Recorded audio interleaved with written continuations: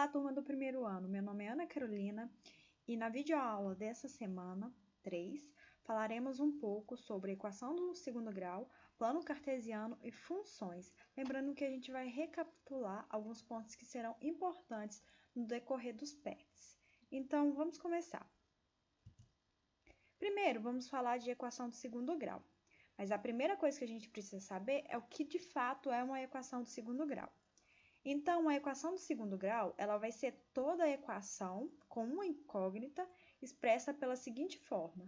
Então, a gente vai ter um ax ao quadrado mais um bx mais c igual a zero. Mas quem que são, Carol? Quem que são esses a, b, c, a, b e c e esse x aqui, né? O x, no caso, ela é a nossa incógnita, certo? Então, aqui, vamos colocar aqui. O x é a incógnita.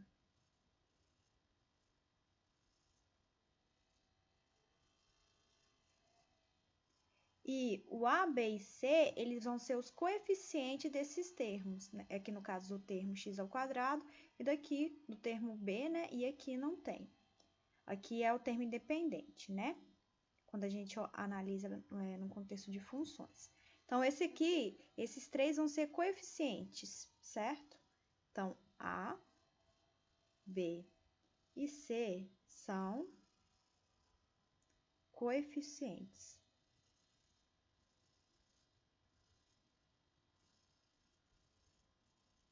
Certo, mas o que tem que ter alguma restrição, né? Para essa, de fato, ser uma equação do segundo grau. Então, para isso acontecer, como a gente está trabalhando no contexto dos números reais, então a, b e c vão ser números reais, e além disso, o a ele tem que ser diferente de zero. Por quê? Se o a, notem, se o a for igual a zero, o que vai acontecer? Teremos zero vezes x ao quadrado, ou seja, esse termo aqui ele vai sumir. E a equação ela vai deixar de ser de segundo grau para ser uma equação de grau 1 ou de grau 0, né? Esse aqui, por exemplo, foi igual a zero. Então, é importante que para que ela seja, né, uma equação de segundo grau, o coeficiente a ele seja diferente de zero. Agora, a gente tem duas outras questões para falar de equação de segundo grau. Uma equação ela vai ser dita completa se o b e o c são diferentes de zero. Ou seja, se eu pego a equação, vamos colocar um exemplo aqui. Se eu pego a equação x ao quadrado mais 3x menos 2 igual a zero, essa aqui vai ser uma equação completa, porque ela tem todos os termos. O a, por definição, é diferente de zero, e o b e o c são diferentes de zero, né? São números reais diferentes de zero. Então, é uma equação completa. Equação do segundo grau completa, mas aqui eu vou omitir essa parte, junto aqui. E agora, e caso ela não tenha todos os termos, ou seja, caso ou esse seja igual a zero ou esse seja igual a zero, já que o a não pode ser. Então, nesse caso, ela vai ser dita incompleta. Então, vamos colocar um exemplo aqui, para poder ficar mais nítido. Por exemplo, x ao quadrado mais 4x igual a zero. E outro também, x ao quadrado menos 16 igual a zero. Então, nesse caso aqui, o c é igual a zero e nesse caso o b é igual a zero. Então, elas são equações incompletas.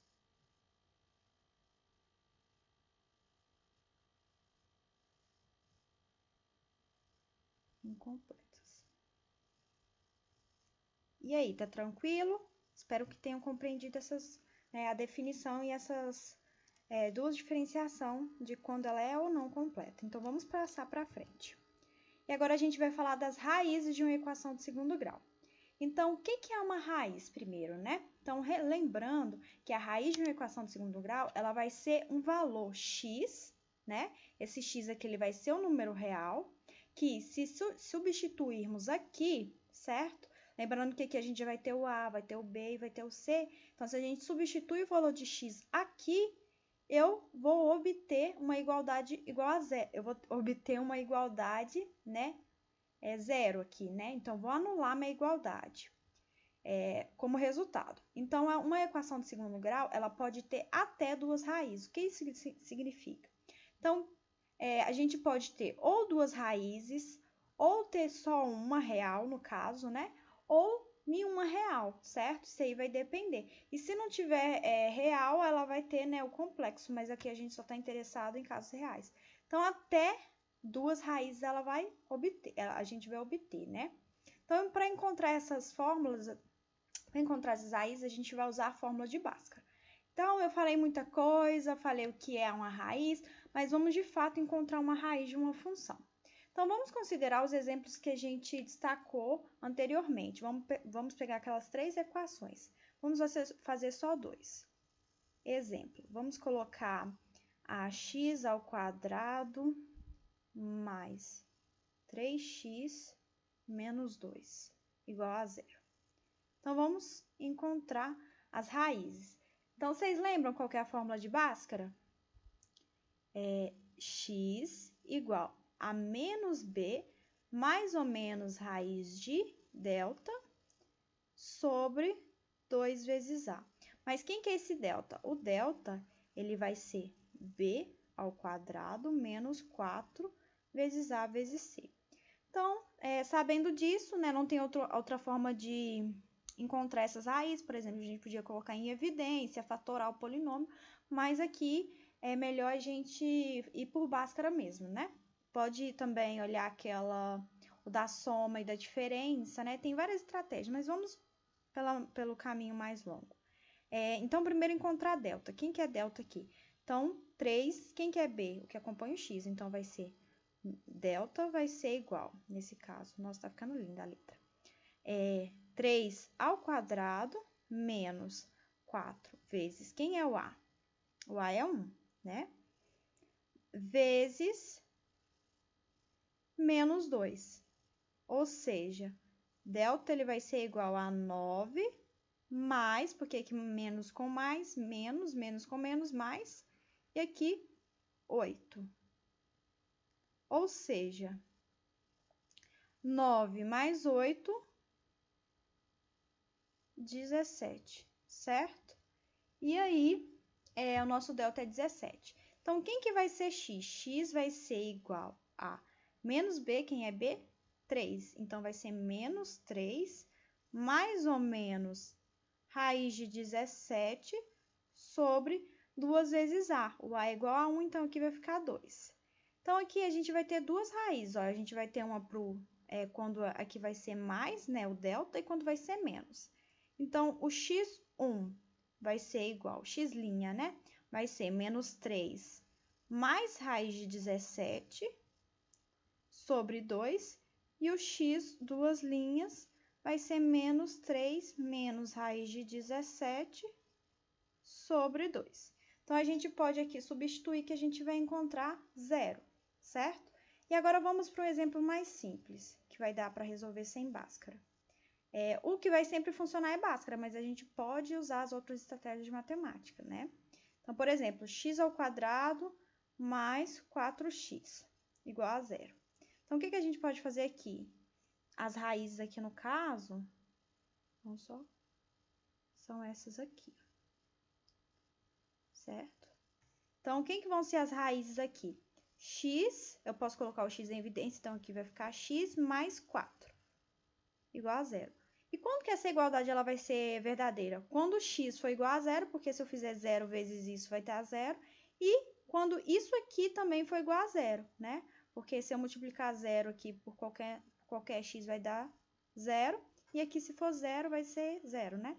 Então, aqui, ou x ele vai ser igual a zero, que vai ser o x', ou x ele vai ser, né, igual a isso aqui, né? Então, x mais 4, ele vai ter que ser igual a zero. Então, quer dizer que aqui o x, duas linhas, ele vai ter que ser igual a quanto? Menos 4, porque eu vou ter que subtrair 4 dos dois lados, né? Então, as raízes aqui, 0 e 4, certo? Então, entendido o que são as raízes. Agora vamos para outro ponto, que é o plano cartesiano. Então, o que é o plano cartesiano? Ele também vai ser chamado para a gente, encontrado, né, nos livros, como sistema de coordenadas cartesianas. Então, ele vai ser um plano, né, formado por duas retas perpendiculares, né, os eixos cartesianos x e y. Então, o ponto de interseção onde se encontra, ela vai ser a origem do plano. E ao associarmos ao número real os eixos cartesianos são retas numéricas e a interseção ela vai ser o zero. Mas o que isso quer dizer? Então, esse aqui é o plano cartesiano, certo? E aqui são os eixos x e y, certo? Aqui vai ser a origem do meu plano. Então, deixa eu anotar aqui. A origem do plano. E o que quis dizer aquilo a cada reta numérica a gente vai associar ao número real? Então, a gente sabe que a gente pode fazer uma identificação de um número real, né, com um ponto da reta. Então, aqui vai ser o número real, aqui o número real, aqui o número real. E mesma coisa no y, certo? Então, aqui outras características. Aqui faz 90 graus, certo? E a gente vai ver essas outras coisas aqui. Por exemplo, aí aqui no caso, o x vai ser chamado de eixo das abscissas e o y de eixo das ordenadas. E aí, outra coisa, a gente também vai ter, nomear quem que são esses quadrados aqui, tá vendo? A gente corta aqui, quem que são esses 4 espaços aqui. Então, a gente vai começar a definir no sentido anti-horário, certo? Então, vamos usar o sentido anti-horário, começando por esse quadrante aqui, certo? Então, esse aqui vai ser chamado primeiro quadrante, certo? Esse aqui o segundo quadrante, esse o terceiro quadrante e esse o quarto quadrante, certo? Então, a gente já tem a cara do nosso plano cartesiano. Então, aqui são os eixos, aqui faz, 90, são perpendiculares e os nomes dos quadrantes e dos eixos. Certo, feito isso, agora a gente vai falar de par ordenado. Então, todo ponto do plano, ou seja, aqui, existem infinitos pontos aqui. Então, todo ponto do plano, ele vai ser identificado com um par de números reais, projetados no eixo x e no eixo y. Esse par de números, ele vai ser chamado de par ordenado e é representado por... Não é à toa, gente, que aqui ele recebe o nome de par ordenado, ordem. Vê que aí alguma coisa relacionada à ordem vai ser importante para determinar qual que vai ser a identificação com os números reais. No caso, o y0 aqui, que vai ser a segunda coordenada, a gente vai fazer uma projeção ortogonal ao eixo y. E o x0 vai ser uma projeção ortogonal ao eixo x. Mas aí vocês vão entender depois o que é essa projeção ortogonal. Então, a gente vai sempre denotar por uma letra maiúscula. Isso é convenção da matemática, tá? Então, a gente vai abrir o parêntese e aqui esse x0 ele vai ser um número real, certo? Então, x0 e o y0, na verdade, eles vão ser as coordenadas que a gente vai identificar como os números reais. Então, são números reais.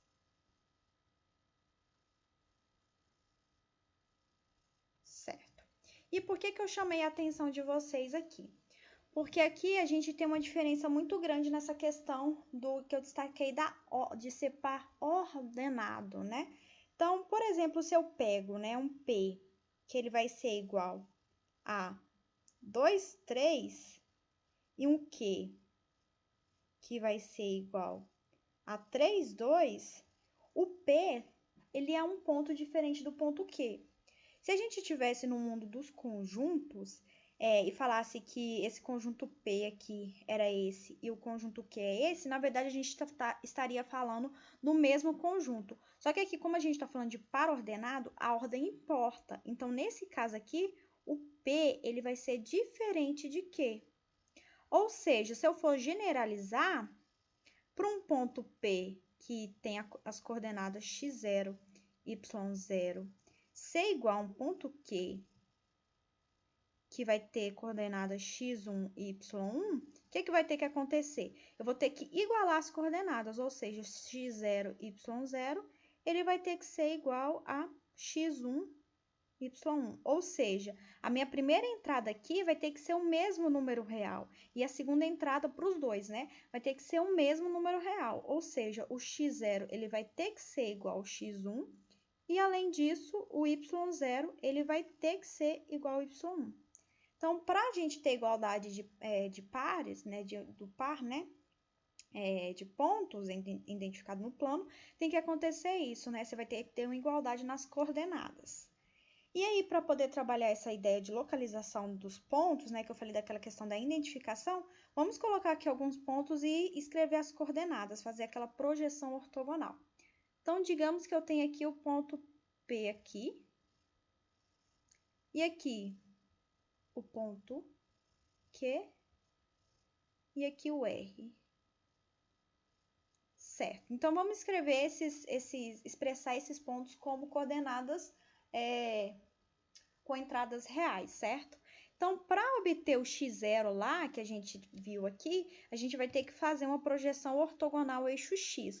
O que é essa projeção ortogonal? Imaginem que vocês colocaram uma luz aqui nesse ponto. Então, o que vai acontecer com a projeção ortogonal? Nossa, aqui não ficou reto não, gente, mas imaginem que você colocou uma luz. Ela vai fazer uma sombra aqui no eixo x. Então, onde que essa sombra bater, no número real que essa sombra bater, vai ser a minha coordenada x0. Ou seja, o P ele é igual a 4, porque aqui está, abre parêntese, né, 4, porque aqui a sombra foi no 4. E se eu fizer agora uma sombra no y, certo? Olha só a sombra no y, o que vai acontecer? Ela vai cair exatamente no ponto 3, ou seja, o ponto P, identificando com números reais, é o par ordenado 4, 4, 3, certo? E agora com o quê? Deem uma pausa aí e tentem fazer. Imaginando que é um ponto, né? Nossa, tá ficando super torto, gente, mas imaginem que tá ortogonal aqui. Ortogonal é refletir, desenhar uma reta com inclinação de 90 graus, certo? Passando pelo ponto Q. Então, aqui, imaginando que o ponto Q ele tem aquela mesma fórmula lá anterior, então, quem que vai ser o x0 nesse caso? Vai ser o menos 2. E aqui, o 2. O y0 vai ser o 2. E agora, olhando para o R vai ser o quê? Eu vou fazer no x, vai dar menos 3. Isso mesmo, quem respondeu junto comigo. E no y, que vai ser a segunda coordenada, vai ser o menos 2, ou seja, vai ser menos 3, menos 2. E aqui a gente pode fazer algumas observações, certo? Em relação aos pares ordenados.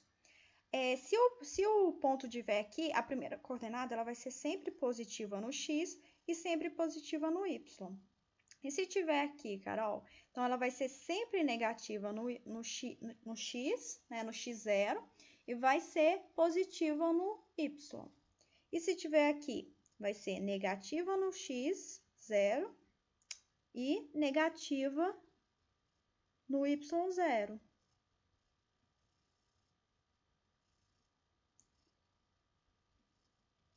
Só um minutinho, gente. Às vezes dá uma travada. E aqui também vai ser negativo. E aqui? Então, percebam que aqui os valores de x eles são positivos, que eu vou refletir aqui, né? Fazer a projeção. E aqui vai estar sempre y negativo, números reais negativos. Então, isso é o que a gente precisa saber de plano cartesiano para resolver os exercícios. E agora, o último ponto, a gente vai falar de função. Mas o que é uma função? Então, a gente vai considerar dois conjuntos, que aqui no caso eu denotei x e y. Então, eles têm que ser não vazios, porque não faz sentido aqui no caso falar de conjuntos, né, que são vazios, porque a gente não vai ter ligação entre os elementos, certo? A gente precisa de um elemento para definir uma função. Então, dados esses dois conjuntos não vazios, que aqui já está nítido que não está vazio, uma função ela vai ser uma regra, né? E aqui eu cometi uma coisa aqui que eu vou comentar durante o vídeo, pera. Então, a função ela é uma regra que associa cada elemento do conjunto X a um único elemento do conjunto Y por uma lei de formação. Quando eu falo que é uma regra aqui, esse por lei de formação, eu estou sendo redundante, certo? Então, eu vou explicar como que essa regra ou essa lei de formação ela acontece. Mas vamos primeiro entender em quais situações que a gente vai ter uma função. Então, aqui eu tenho o diagrama de Venn e eu tenho uma função que eu denotei por f aqui, certo? Vocês lembram lá, né, que quando vocês começaram a ver no nono ano, a gente denotava por f, né, a função. Então, aqui eu tenho elementos no x, x1, x2, x3. Então, percebam que o x1 está associado a um único elemento no y, que é o y1. O x2 ele vai estar, né, ele está associado a um único elemento no y2, no y, né, que é o y2. E o x3 ele também vai estar associado a um único, né, elemento, que no caso aqui é o y3. Mas digamos que, por exemplo, eu tenha isso aqui, ó. Isso aqui vai ser função? E aí? Parem e pensem pela definição. Isso mesmo, quem respondeu que não está correto. Porque aqui a gente precisa que cada elemento ele esteja associado a um único do conjunto y. Então, isso aqui não é verdade, certo? Ele não vai ser função. Mas eu poderia ter outras ligações, né? Por exemplo, o x1 poderia estar ligado ao y2, desde que exista essa questão de a cada um aqui ele está ligado em apenas um ponto, sendo levado em apenas um ponto do y. E aí, vocês conseguem me ajudar com alguma função que vocês estudaram, que vocês lembram, ou já ouviu folheando o livro aí? E aí? Durante a resolução, vocês vão ter que lembrar de duas, né? Que no caso eu já vou dar a resposta, é a função de primeiro grau ou função afim. Primeiro grau. Ou função afim.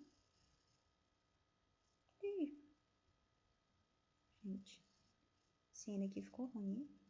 Afim. E qual que é a forma dessa função? Vocês lembram? F de x igual a 1ax mais b, em que esses a e b são números reais também, e o a ele é diferente de zero, porque senão cai, né, naquele caso de ser uma função constante, certo? Porque todos os números vão ser levados em b. E no caso da função de segundo grau, ou função quadrática. Nossa, a letra tá linda, gente.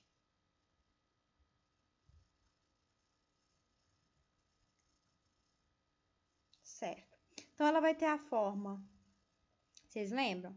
Ax ao quadrado mais bx mais c, em que também o a tem que ser diferente de zero, porque eu quero que o termo de grau 2 ele apareça, senão eu vou ter uma função de primeiro grau ou uma função constante, certo? Mas quem que são esses carinhas aqui? Esse a, esse b, esse a, esse b e c? Então, quando o x, no caso aqui, ele vai ser a variável para as duas funções. Então, o x ele vai ser a variável, certo? Ele vai ser a variável. No caso, o x aqui eu vou deixar subscrito. O a, ele vai ser o termo, ele vai ser o coeficiente numérico de x ao quadrado. Então, ficou grande aí, mas aí tá bem especificado no exercício. Coeficiente numérico de x ao quadrado, certo? E o b, a mesma coisa, só que aqui no caso vai ser de x.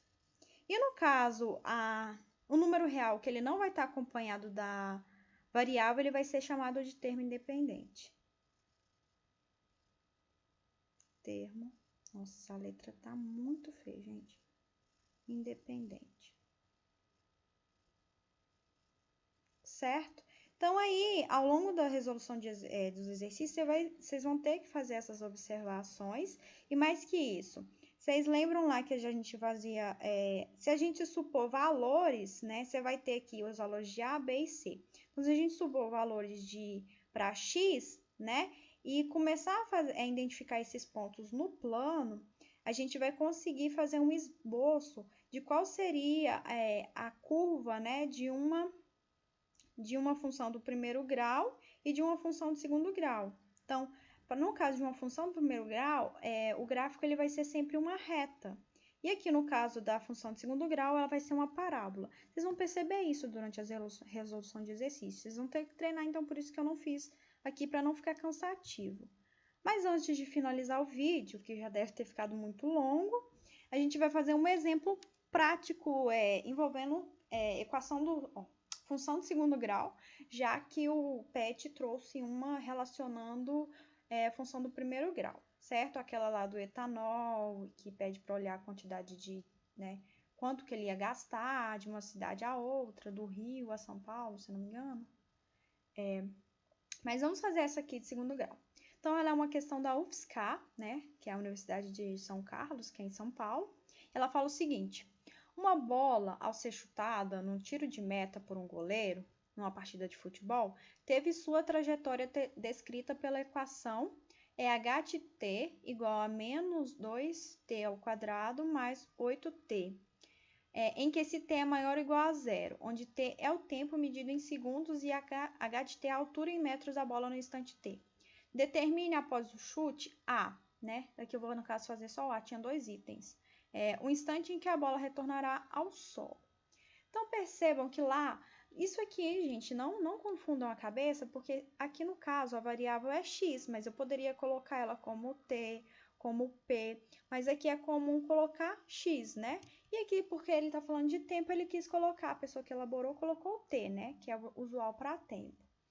E então quer dizer que quando eu substituir cada tempo aqui na minha função, eu vou ter a altura que a bola vai atingir, certo?